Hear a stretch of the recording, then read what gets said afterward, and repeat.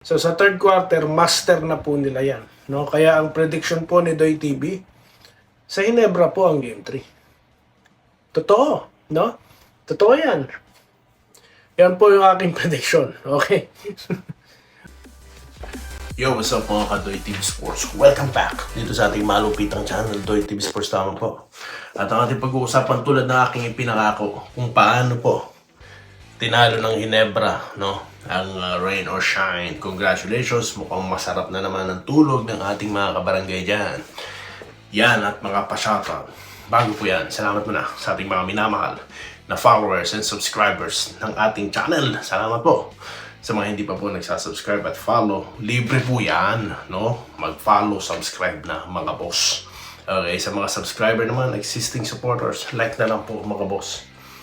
Maraming salamat sa patuloy niyong pag-react dito sa ating contents. Alright, dito na tayo sa ating gustong pag-usapan, mga boss.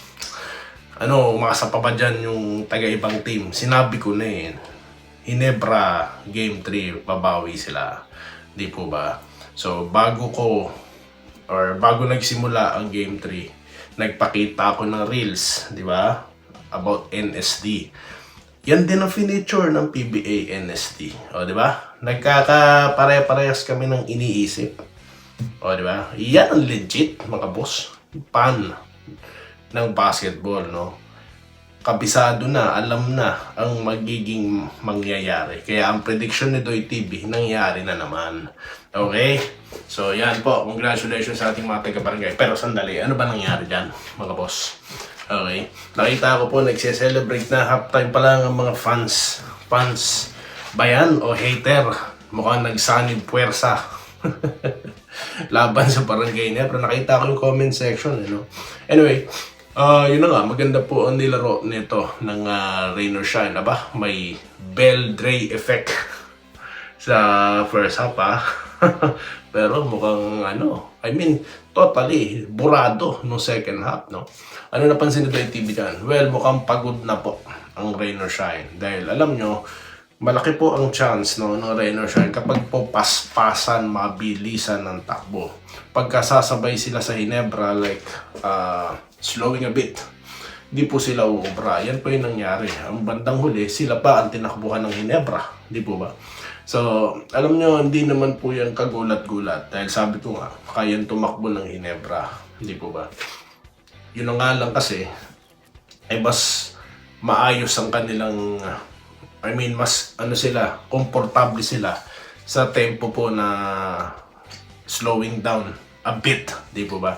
So, pero may pagkakataon talaga na kaya po nilang tumakbo. At of course, yung leadership neto ni Thompson, nakita nyo naman, 25 points mga boss. So talagang sinasabi niya rito, teka sandali, papausbong pa lang itong mga bata so I have to prove, Actually, hindi naman niya siguro iniisip na I have to prove something. Ginagawa niya lang talaga yung kanyang laro, di po ba?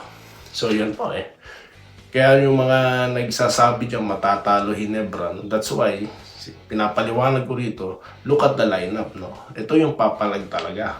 So Jeremiah Gray, kita naman po natin, energy nandyan, Kaya niyang i-match up yung energy ng kalaban. Tapos RJ Barrientos, mukhang pinagpag lang yung tila injuring, although existing na pala yun, Nakapag 3-point shot pa, sangka pa niyan. Yan talagang NSD, sinasabi ko sa inyo. Okay? So, sa Ross naman, nakita natin how they fall in love sa 3-point shot. Kala nyo, Bell Dre sinasabi ko. Hindi, sa 3-point shot. Di ba? So, may mga pagkakataon na open ng lanes pero hindi nila na-atake. So, siguro, naisip ko pagod na sila dito kakatakbo nila dahil they are, meron silang mga injured players, di po ba? So, talagang yung rotation nila, kahit yung bench ginagamit ng gusto, makikita mo sila pa din. So, yun nga, nabubuyoy na ako. Yung production ni Karakot sa second half, wala, mukhang nabura. Kaya yung sinasabi ng commentator na dapat daw isama sa scout ko manonood si Madam. Hinahangaan natin si Ma'am Bella Belen. Mukhang hindi naman na kailangan yun. NSD po ang kalaban Wala pong epekto ang Bell Dre sa NSD ng Ginebra. Yan po ang sinasabi natin. Pasintabi na po, patawad po sa mga fans ng Beldre. Ako rin naman ng kaso, nagkataon, kalaban ng Ginebra, kaya sorry po talaga. Alright, congratulations sa barangay at shoutout po tayo mga boss. Ito po ang inaabangan nyo, ang mga pa-shoutout ni Doy TV Sports. Okay, so tignan po natin kung may mga bashers dito. Mukhang pahinga po ang mga basher, mukhang naka-off. Naka-off day po ang mga bashers natin Ano na? Where na you guys? Lagonoy, nagmamagandang hapon. Sana daw po gamitin si Isaac Go. Ginamit. Ginamit. At si Carino parang hindi no? Hindi ko siya nakita sa second half. Hindi ko halos napanood or hindi ko talaga napanood yung first half Panonoorin ko pa yan. Para po meron tayong analysis Okay, ito ano lang naman to, congratulatory content para sa ating mga kabarangay. Dahil alam ko, bago kayo matulog ng mahimbing, masarap na pagtulog, nakabang kayo kay Doy TV. Romulo Makaraeg, lagi na lang akong nananalangin. Maganda po isama nyo sa panalangin yung safety ng mga players, Dahil nakita naman po natin, si Bolbol yung nangyari sa kanya, di po ba? Hindi po natin gustong mangyari yan. Dahil gusto ko po sana makakalaban ng Ginebra ang TNT with Bolbol. But, sa finals. But, nangyari na po yun, nangyari, Okay, Archie Makirang. Okay, parehas po sila ng, ng comment, So, yun din po yung, wish ko or hiling ko sa inyo. Isama nyo po yung safety ng mga players, okay? Kahit, lahat po nung naglalaro, Okay, ilahat nyo na. Good day po idol, tuloy-tuloy po ang panalo. Pa-shoutout po sa Gusado family, sabi po ni Mark James. Andresito Lantason, excited po siya. Ako din, excited ako. Good day idol, sigurado daw, gagawin daw ang lahat. Ken Villara ba? Magandang hapon Boss Doy TV. Sigurado Ginebra ang Game 3, solid pan po siya. Rene De Rosales. Nel Carullo. Nag-good day, Doy TV, good luck, Ginebra, NSD sana manalo. Okay, sir, tanggalin niyo po ang sana. Madilim ang aking studio ngayon, Nakalimutan ko yung ilaw. Alright, so yun. Nel Carullo, shoutout, Romel Salis, nag-good day, Idol Doy TV. Sure na yan, panalo. Yan ang gusto ko. Yan ang gusto kong mabasa dito. Wala pong sana-sana, Kinakanta lang po yan ni Doy TV. Bon Ryan Cantor, yun din. Lori Toyam Jr., Ginebra tayo sir. Solid from Pangasinan. Marami na po. Mga taga Pangasinense ang nanonood kay Doy TV. Maraming salamat po. Hindi nyo na po matatanong. Si Doy TV po. Hindi naman tubong Puso Rubio pero taga dyan po ako.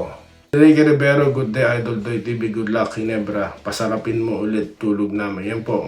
Good night sir. Night na po Wenceslao Hapon, nag-good day. Si Erwin Rolye, ayan, nagpapa-shoutout. Okay.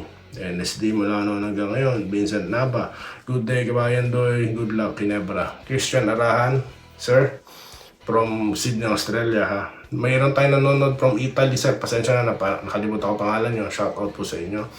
Joseph Pineda, yes, idol, agree ako dyan. Sin tayo ng prediction kahit mas lalong umihigpit ang labanan. Well, yun na nga po, kaya ako nilabas ng NSD kasi may mga nagsasabi po nung fourth quarter talaga daw po nakakatakot ng rain or shine. Makabagong NSD na raw. Kaya naglabas po tayo ng Reels. Kaya kung di po kayo follower ng Reels, mag-follow na kayo. Ganon din po sa TikTok mga boss. Okay, congratulations Freds Nilo. Yan, may advance congratulations na si Sir. Quirino Manolo Jr., tama ka. Jan, Idol Doy, gamitin si Carino, malaking shot blocker. Erwin Reyes, Doy, wala na kaming mabiling ticket sa loob na Ginebra. Grabe, ubos na agad. Okay. Wala po talaga yan, advance. Ewan ko lang kung may mga advance. Dati kasi, ewan na ikwento. Baka sabihin nyo, pinopromote ko pa. Okay. Siyempre, Ginebra Gin Kings lang ang sakalam. Boss Doy, dapat palawakin ni coach ko ng bahagya ang player rotation. Minsan po kanina habang pinapanood yun yung laro, before the end of third quarter, naiintindihan ko din kung saan nanggagaling si Coach Tingko, kung ba't kailangan niyang i-overuse yung mga players niya, Kasi minsan talaga, ano po, nagkakahiyaan po, no? Siguro it's too late na ipalaro yung mga, yung mga bench, no? Yung mga talagang old reliables talaga muna. So, it is what it is, mga boss, no? So, hayaan na lang natin sila, manood na lang tayo, mag-enjoy tayo. At the end of the day, panalo naman po ang dinideliver. Sa mga hindi pa po napashoutout, mamaya magbabalik si Doy TV, pag-usapan natin paano po tinalo ng Ginebra, Rain or Shine dito sa malupitang channel, nag-iisa, no? Walang makagiba, Doy TV. Salamat po sa inyong lahat. Good night, mga boss. See you in pagkagising nyo. Salamat. Salamat po sa panonood. Subscribe na para sa mga susunod na basketball at boxing videos.